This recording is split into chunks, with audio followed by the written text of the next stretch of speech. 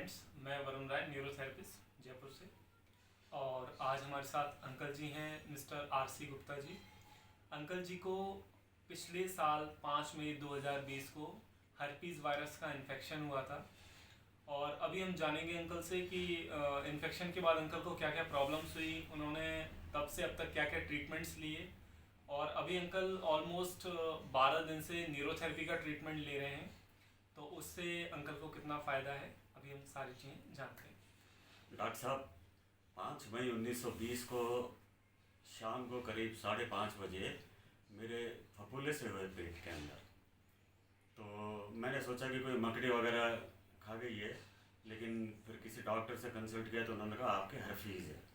तो मैं फिर प्राइवेट हॉस्पिटल में गया, तो उन्होंने मेरे को इसका ट्रीटमेंट दे दिया 5 दिन का। उसके बाद मेरे छाले ख़त्म हो गए, तो मैं बड़ा प्रसन्न हुआ कि लोग बागों के तो ट्रीटमेंट्स में क्या दिया था आपको? ट्रीटमेंट में मेरे को दिया था हर्पीज़ 800 और हाई डोज एंटीबायोटिक का और एक पेन किलर। ओके। ये मैंने लिया तो मेरा दर्द भी ख़त्म हो गया और वो छाले भी ख़त्म हो गए। एक क्रीम दी थी लगाने को, तो उसके बाद मेरे को 1 हफ्ते बाद ऐसा लगा कि मेरे कुछ है ही नहीं।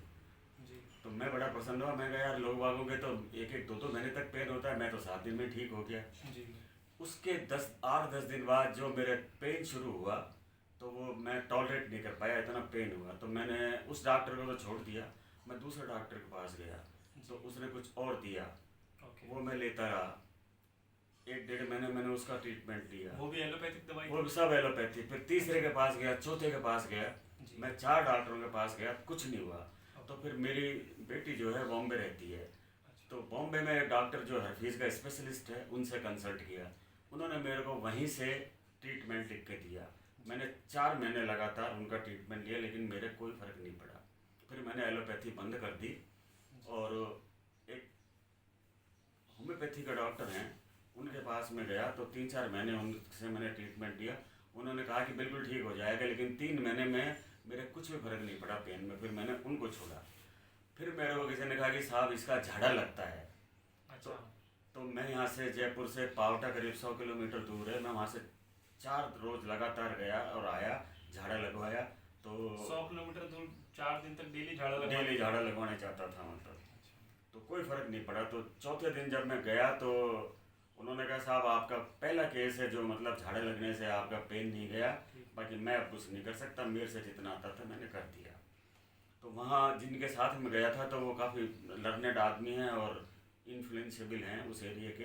तो उन्होंने कहा साहब एक बैद जी बहुत होशियार हैं, आप उनके पास चलो। तो हम बैद जी के पास गए। बैद जी के पास गए तो उन्होंने मतलब दवा लिख के दी आयुर्वेद की। तो 2 महीने वो आयुर्वेद की दवा ली मैंने। जयपुर में ही? जयपुर मिली, उन्होंने लिख के दे दी थी, मैं यहाँ लेता रहा टैबलेट, ओके। मतलब गोलियाँ थी, गूगल से संबंधित थी कोई। जी। इस तरह से मेरा पूरा साल निकल गया और मेरे को कोई रिलीफ नहीं मिला।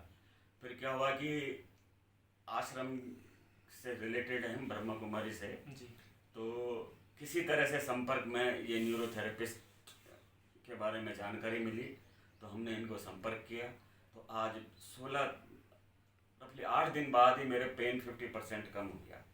उसके बाद शायद 1 हफ्ता और हुआ है, तो धीरे धीरे मेरा पेन ख़त्म होता जा रहा है और मैं समझता हूँ कि शायद ये अब मैं ठीक हो जाऊँ, ऐसी मेरे को उम्मीद है। और अभी तक कितना परसेंट लगभग ठीक हो गया अभी? रफली 60% मेरा ठीक हो चुका है। मैं पहले क्या होता था कि मैं जब रात को सोता था तो मेरे को गद्दी लगा के सोना पड़ता था, प्रेस करता था इसको, तब मुझे नींद आती थी। अब मैं सिंपल आराम से सोता हूँ, मेरे को कोई तकलीफ नहीं होती है। 16 अभी अप्रैल का महीना चल रहा है, 16 अप्रैल से अंकल का हमने ट्रीटमेंट शुरू किया था। आज 28 मई है, बीच में 1 दिन का गैप हुआ था। और अंकल जी को आपको नींद कब से नहीं आती थी? नींद को मेरे को कई बार मेरे को टैबलेट लेनी पड़ती थी, कई बार मैं हाथ पैर दबवाता था, सर दबवाता था, तब मेरे को नींद आती थी। इन्होंने कोई गले में कुछ करने का वो बताया था, तो मेरी वाइफ ने 2 रोज़ किया।